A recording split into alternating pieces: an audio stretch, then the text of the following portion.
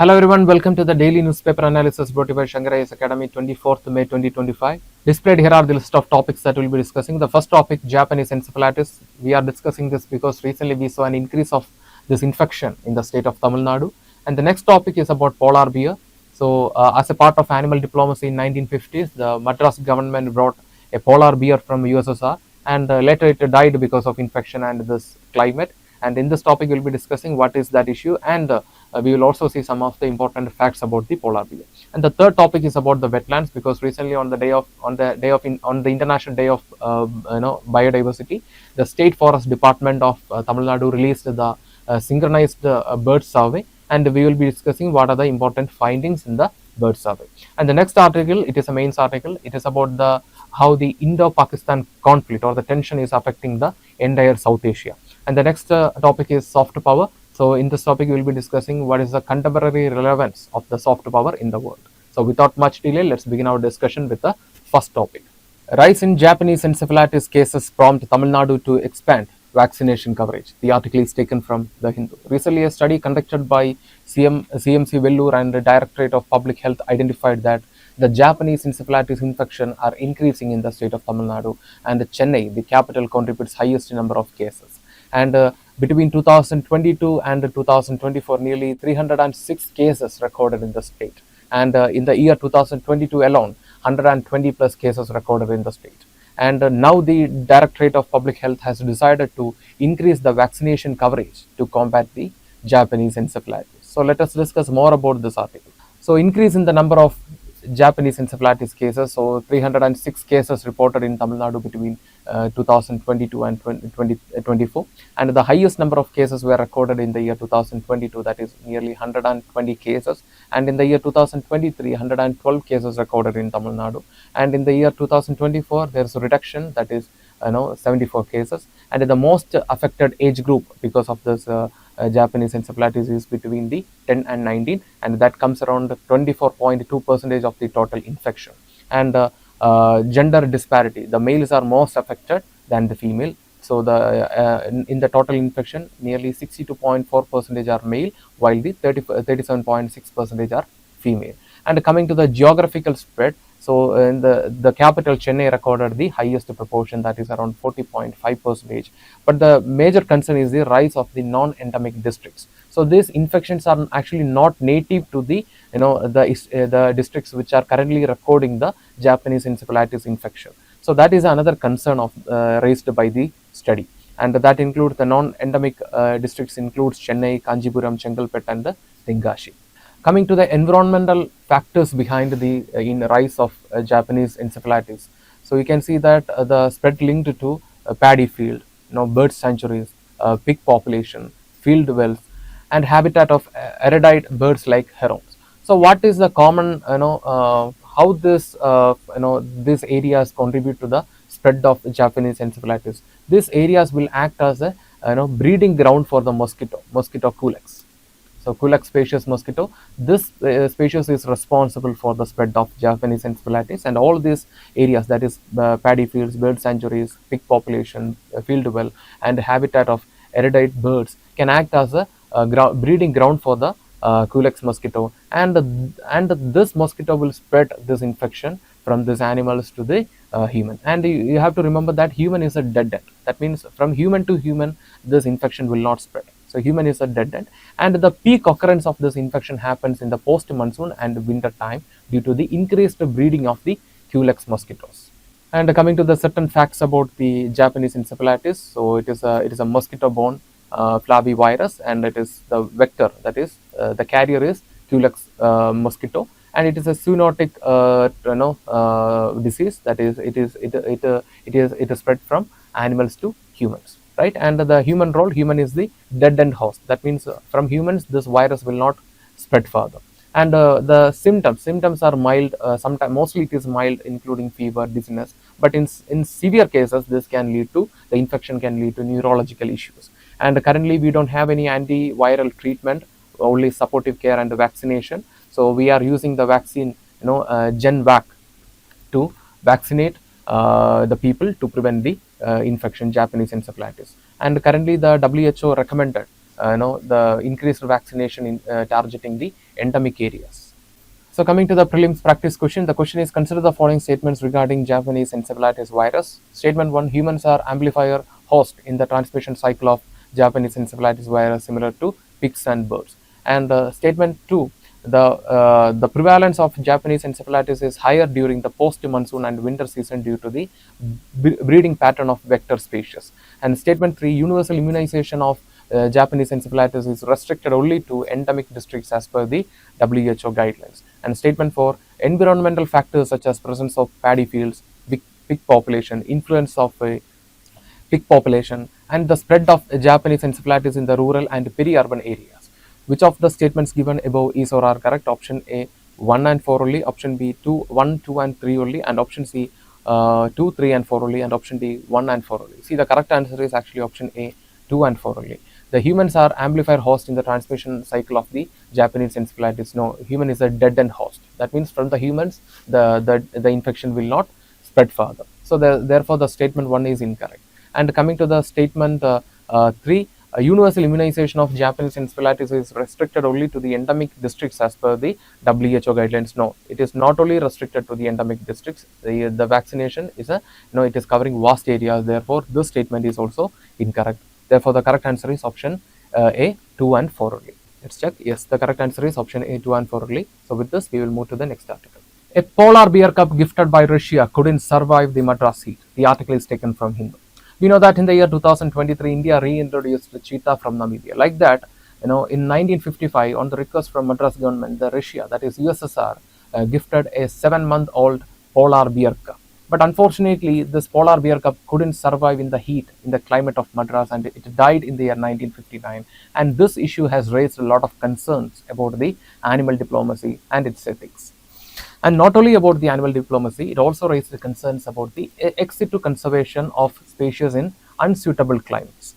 We know that conservation can be either in situ or ex situ. In situ conservation means the conservation in the original habitat of a species. Ex situ means outside the original habitat of a species. For example, zoo is an example of ex situ conservation. So coming to the certain facts about the polar bear, the scientific name is Ursus maritimus, and IUCN status, it is considered as vulnerable, and in CITES it is protected under Appendix 2. And the habitat, see, the polar bear are not found in the South Pole, they are found in the North Pole. So they are primarily found in the nations of Canada, Russia, Norway, USA and Greenland. And the major threats, like all other species, this polar bear is also facing problems like climate change, pollution and oil exploration. We know that Arctic is rich in oil and other various resources, and these days the states in the northern side are rushing towards Arctic, and this is also raising concern about the survival of polar bears. And the polar bear is considered as a flagship species of Arctic conservation measures. Flagship means it is used as a symbol of a particular ecosystem. So in the case of Arctic, this polar bear is considered as a flagship species. So coming to the prelims practice question, the question is with reference to the habitat and distribution of polar bears, consider the following statement. Statement 1, it is native to both Arctic and Antarctic. No, it is found only in the North Pole, so it is not found in the Antarctic. And the second is, and it depends on sea ice for hunting. See, the thing is, in the Antarctic, the ice sheets are more stable than the Arctic. Therefore, hunting is more easy in the Arctic region than the Antarctic region. We know that this polar bears mostly hunts animals like seals and all. Okay, sea seals. So to hunt these sea seals, if the ice is stable, it is not possible, because mostly the seals are very good swimmers. So therefore, the polar bears will depend on sea ice for hunting. So the movement of the sea ice will help them to hunt the prey. So therefore, the statement 2 is correct.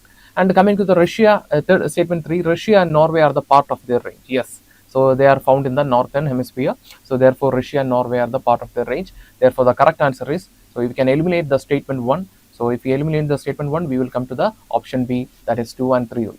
Yes, the correct answer is option B, 2 and 3 only. So with this, we will move to the next article.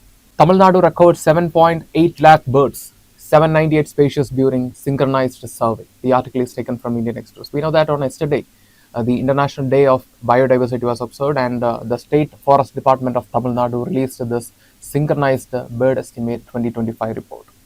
So we heard the news already that in the month of March, Tamil Nadu already started the work for the synchronized bird survey, and now on the day of International Biodiversity, the State Department released this. And remember, the 22nd May is observed as the International Biodiversity Day.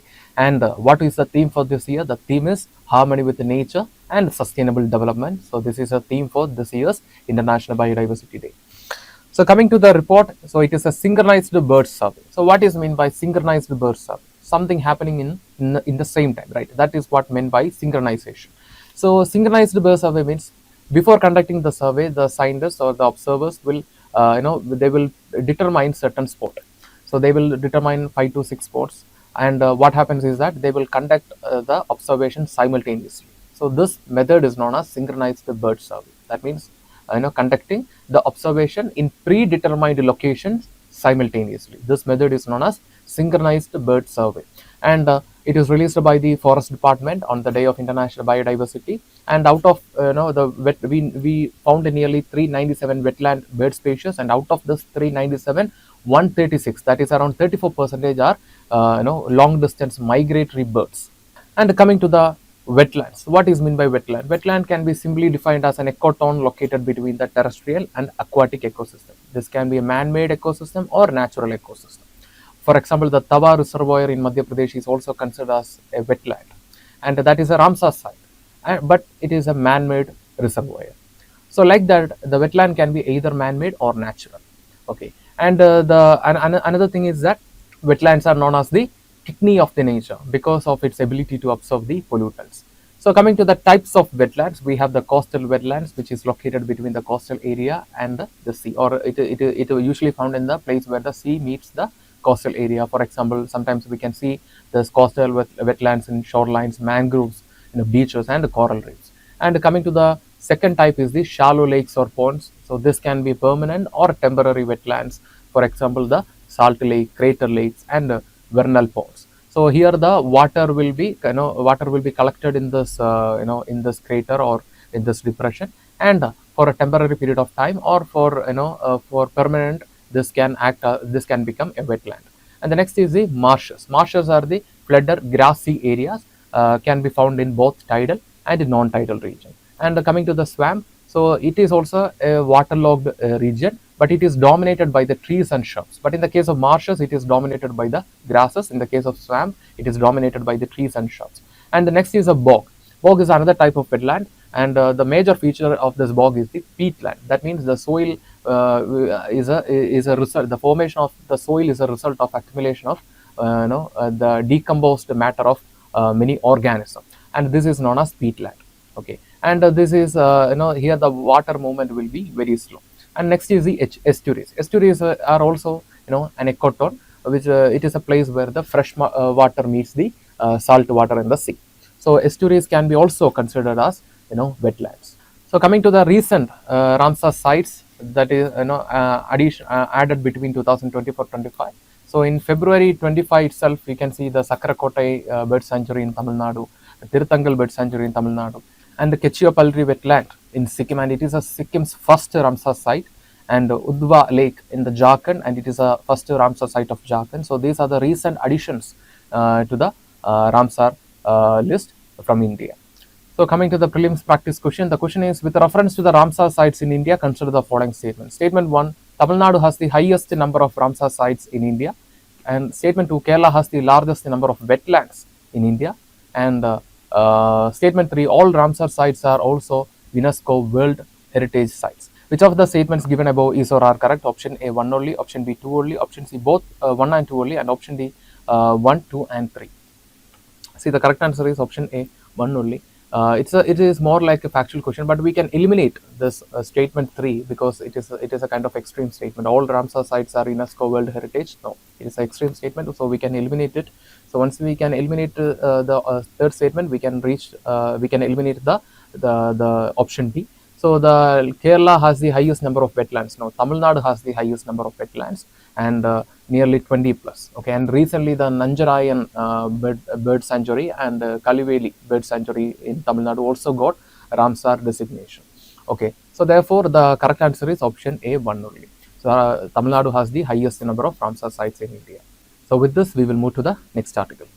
What the India-Pakistan conflict cost South Asia. The article is taken from Indian Express. We know that at present, the India-Pakistan bilateral relation is very strained. But the tension between these two nations are not just affecting the bilateral parties, but it is affecting the entire South Asia. And not just India-Pakistan tension, even the South Asian nations have their own external as well as internal challenges. And this Indo-Pakistan tension aggravated the strain across the South Asia. For example, if you take the nation Afghanistan, which is struggling from poverty, which is struggling from hunger, which is struggling from climate change, food crisis. And if you take the Maldives, recently we had a strained relation with the Maldives and Sri Lanka. Both these nations are suffering from economic crisis. And in the case of Bangladesh, they are suffering from economic as well as political crisis. And in the case of Myanmar is suffering from political instability since 2022.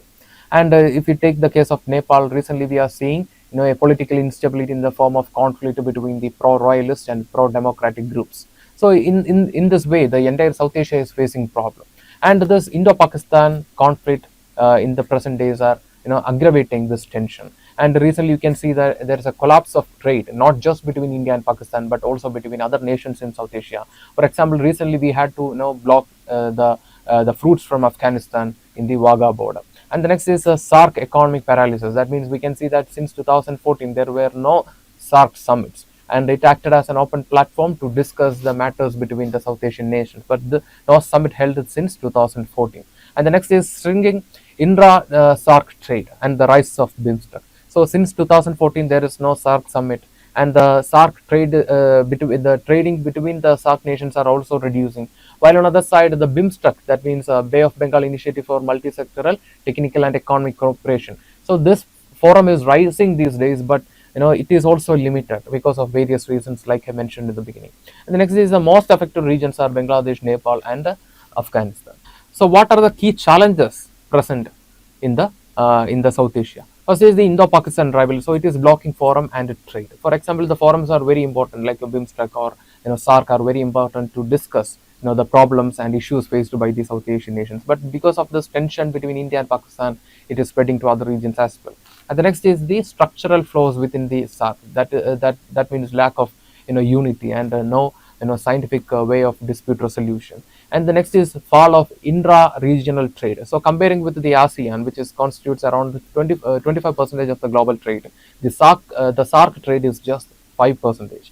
The next is security and terrorism. So this can lead to an hurdle between the nations' cooperation. For example, the most affected regions because of terrorism are Afghanistan and Pakistan.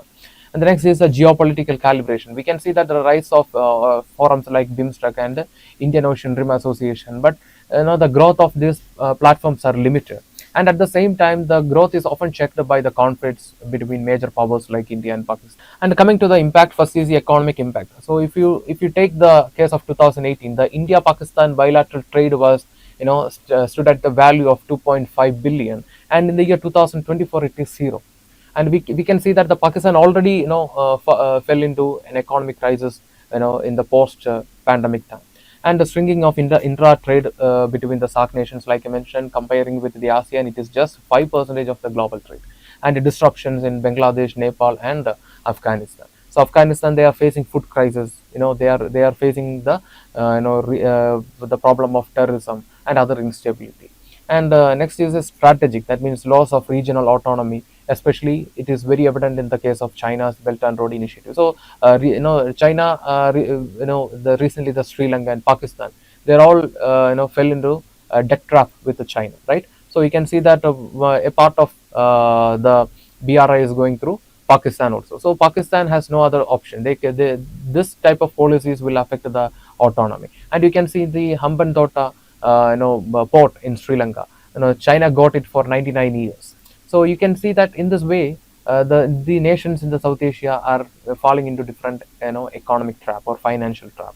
And the next is diplomatic crisis. That includes the frozen SAARC. So since 2014, there were no SAARC summits. But on the other side, you can see the rise of platforms like BIMSTEC and IORA. But the thing is, the nations are not able to come out of their own internal problems. Therefore, the growth of these type of platforms or forums are also checked by these factors.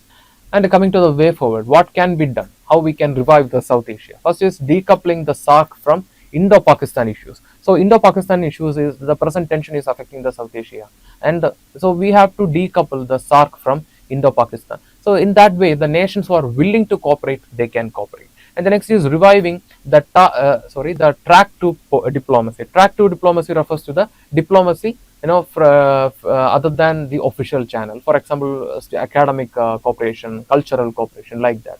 And the next is enhancing infrastructure and digital connectivity. But here also the problem is the internal for example, we have the trilateral highway that connects the Manipur with the Myanmar. But because of the current issue in the Manipur, this trilateral highway is not operating. While we are going for infrastructure enhancement and digital connectivity, we have to make sure that there is a regional stability as well within India and outside India. And the next is trade reforms, that is, signing the free trade agreements for reducing tariff and other bureaucratic and paperwork. And the next is trade reforms.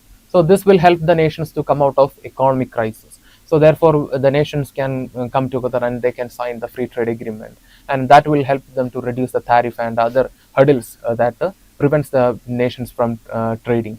And the next is strengthening BIMSTEC plus reforming the SAARC. So we have to revive the SAARC, at the same time we have to strengthen the BIMSTEC as well. So therefore, it will provide more opportunity for the nations to discuss and resolve problems.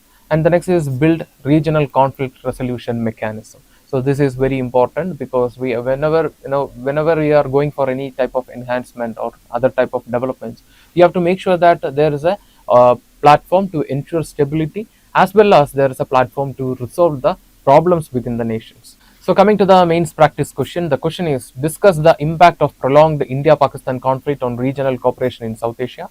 How has it affected SAARC's functioning and intra-regional trade?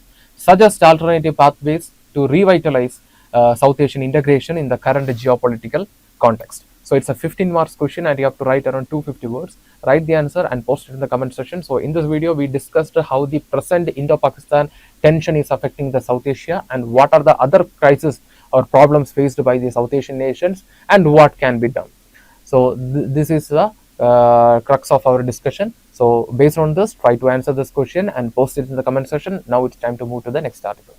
In a world with Trump's isolationist America and two high-profile wars, does soft power still matter? The article is taken from Indian Express. We know that the tension is everywhere, in every part of this world, in different forms. For example, in the regional level, we can see the tension between India and Pakistan, India and China. And if you go to the other part, for example, in the Middle East, you can see the tension between various rebel groups and government. And this tension is very evident since 2011.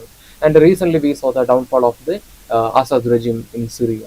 And like that, in the case of Africa, you can see that the conflict between various rebel groups and the conflict between various, the governments and the rebel groups. For example, recently the DRC is facing the problem of March 23 rebel groups, right? And if you go to the Western Hemisphere, you can see the tension in the form of economic crisis, hunger, corruption, crime. So like that, in every part of the world, the tension is there. And this article from the Indian Express is talking about the relevance of the soft power in the contemporary world. And recently you can see that the person who coined the term soft power, political scientist Joseph Nye, he passed away. So in this background, let us discuss more about the relevance of the soft power in the contemporary world. So coming to the soft power and its contemporary relevance, the definition, the term is coined by Joseph Nye in 1980s, which means influencing through attraction, not cohesion. That means using the culture, values, diplomacy to establish friendship with the other nations, and that is known as soft power. For example, we recently conducted the International Yoga Day, so that is an example of soft power. Recently the Minister of Parliamentary Affairs and the Cultural Minister of Andhra Pradesh, attended a Buddhist event in the Buddhist University of Vietnam. That is an example of soft power. And you can see that on other side we have hard power, which means establishing friendship through military alliance or sanctions and money. For example, NATO is an example of hard power. And since the 1990s, the soft power is more prominent in the geopolitics. So what is the importance of 1990s? The fall of Soviet Union and the end of the bipolar world or the Cold War. So since the end of the Cold War, the soft power is prominent in the geopolitics. And coming to the United States and the soft power, if you look into the history, we can see United States is one of the first nations to use this soft power. And for example, before the World War One, that is in the 19th century, they propagated something called the Manifest Destiny. And using this Manifest Destiny, they proclaimed themselves as the true liberator, because you can see that that time the world, most parts of this world was ruled by monarch or imperialist government or by a fascist government. So that time, using this Manifest Destiny, this American government claimed that they are the true liberator, and they are the real savior of democracy. But later, using this ideology, they colonized certain parts of the world, including Philippines. And you can see that they used the media and Hollywood films, universities, and democracy itself as a medium to propagate their soft power. And in the recent times, with the Trump era, this global image got harmed.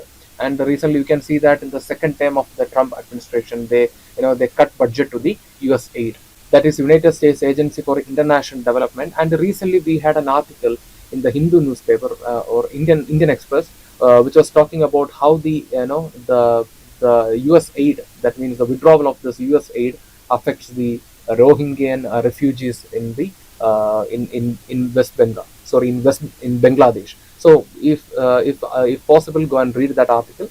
And recently, you can see that the American government is, especially the Trump government is, they are using the propaganda America first, and this is also eroding the trust on American government from other sides.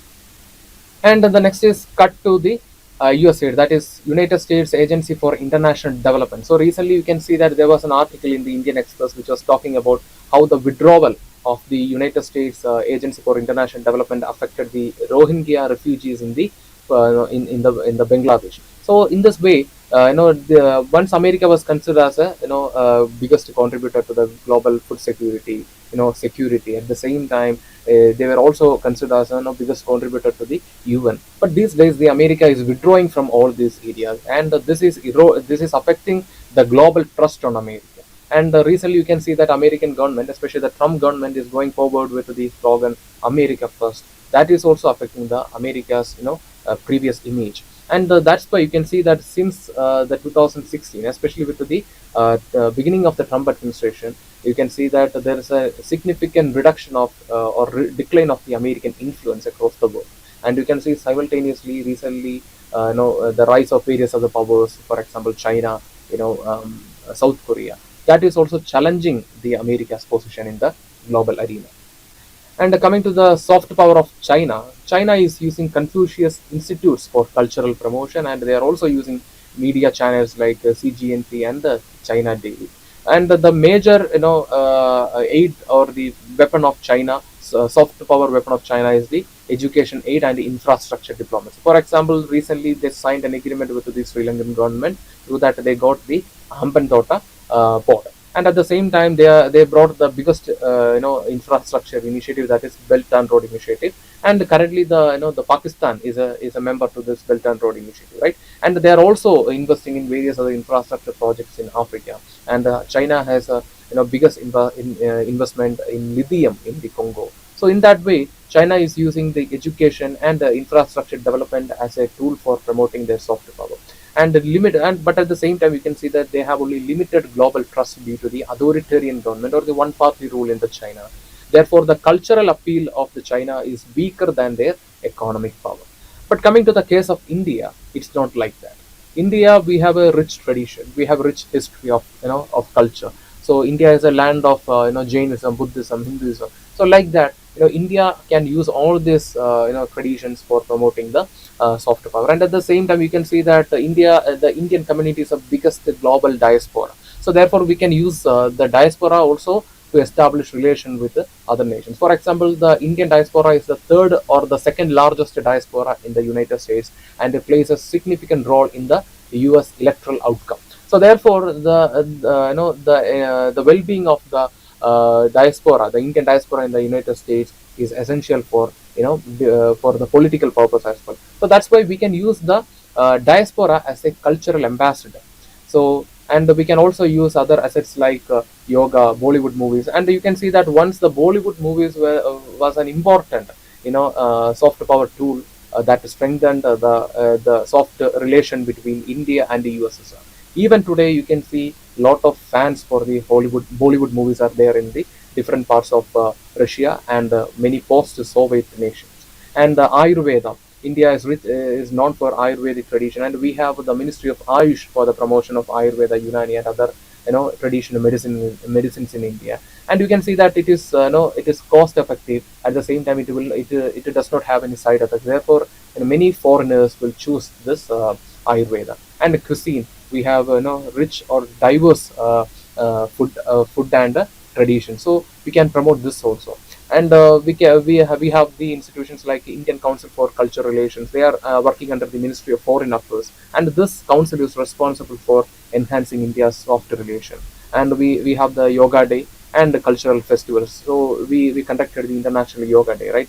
And the next is democratic values and the spiritual depth. So America is the oldest democratic nation in the modern world, while India is the largest democratic nation. And we can see that we successfully completed 70 plus years, and this will help us to gain trust also, and potential to attract global talent, because we know that India has a large youth population, and at the same time we can provide effective service for low cost. So this can attract global investments, and as well as the global talent, as well as the global trust. So coming to the benefits or the pros of soft power, it promotes peaceful and non-cohesive influence. So the promotion of relation through culture, values, it is always safe. And the next is building lasting international relationship. For example, the military agreement between two nations may not be a lasting tool for friendship, but if there is a cultural tie between nations, then definitely we can see a long-lasting friendship. And that's why, and this is very evident in the case of Middle East. Okay, they may have difference of opinion regarding their economic policies or their government policies, but when it comes to a conflict, the Islamic tradition and other factors of the Middle East unites the Middle East nations. And the next is more effective than the military options. Yes, military sometimes it can end up in conflict, and but in the case of soft power, the possibility is very less. Enhances national image and the branding. Yes, we can see that America was once considered as a global liberator of democracy and liberty, right? And in this way, we can also enhance our global image, and it creates global goodwill and trust. Yes. And the next is the cons of soft power, difficult to measure or quantify. So if you take the case of military or security alliance, we can say that easily, we can say that which is the largest or strongest security alliance, or what is the strength of a security alliance. But in the case of soft power, assessing this is not possible. And the next is limited role in the active conflict zone. For example, if there is an ongoing conflict between two nations, then the soft power will not be that much effective. So to apply the soft power, it takes time. And the next is slow yield foreign policy results. Yes, we have to wait. That means we cannot expect a sudden result. And the next is depend on domestic stability. So for example, India has a rich tradition, but if you are facing any problems, any internal political instability, so in such case, it is not possible to promote the soft power. The next is damaged by human rights issues or internal unrest. We can see that the issues like Manipur, this can sometimes affect the promotion of soft power. So coming to the way forward, how India can promote the soft power in this contemporary world. First is cultural diplomacy, that is promoting art, yoga, and Ayurveda abroad. So if you take the art, for example, if you take any particular art in India, it can be painting, or it can be dancing, or it can be anything. We have n number of schools in that. Okay, for example, if you take the painting itself, you can see 5 or 6 major school of painting in India. And like that, we can use different arts for promoting. And yoga, we conducted the International Yoga Day, and Ayurveda. So this can attract the foreigners as well as the foreign governments. And the next is diaspora engagement. Like I mentioned, the diaspora plays a significant role in the electoral outcome in the nation we are staying. So therefore, the use of diaspora for spreading the Indian values can enhance the India soft power. And the next is the educational ties. So education ties will be very effective even if two nations are in conflict. So this education ties can be a part of track to diplomacy. Therefore, it will enhance the soft power. At the same time, it will strengthen the relation between the people to people relation between the nations. So therefore, this will also help in promoting the soft power. And the next is digital outreach, that is using the media to enhance India's global image. And the next institutional strategy, for example, establishing dedicated soft power framework. For example, in the case of India Africa, we have the Indo Africa Secretariat. So like that, we can establish secretariats for various zones to enhance the soft relation between the nations. So these are the measures we can take in the contemporary time to promote our soft power or strengthen our soft power. So coming to the mains practice question, the question is, in a world increasingly shaped by hard power conflicts and rising nationalism, soft power appears to be losing its influence. Comment. So it's a 10 marks question and you have to write around 150 words. Write the answer and post it in the comment section. We will review and we will reply for your answer. So in this topic, we discussed what is a role of soft power in the contemporary world, especially the conflicts are going on in the different parts. And we discussed the soft power of three important superpowers in the world, that is America, China, and India. And then we discussed the pros and cons of the soft power, and then we discussed how India can promote or how India can strengthen the soft power. So these are the things we discussed. So based on this, try to answer this and post it in the comment section. With this, we are coming to the conclusion for today's newspaper analysis. If you like the video, hit the like button, give your feedbacks as comments, and share this content with your friends. And before leaving this channel, don't forget to subscribe and also hit the bell icon to receive on-time update from Shankar IAS Academy. Thank you for listening to us. Thank you for listening to me. Have a nice day and all the best for the prelims.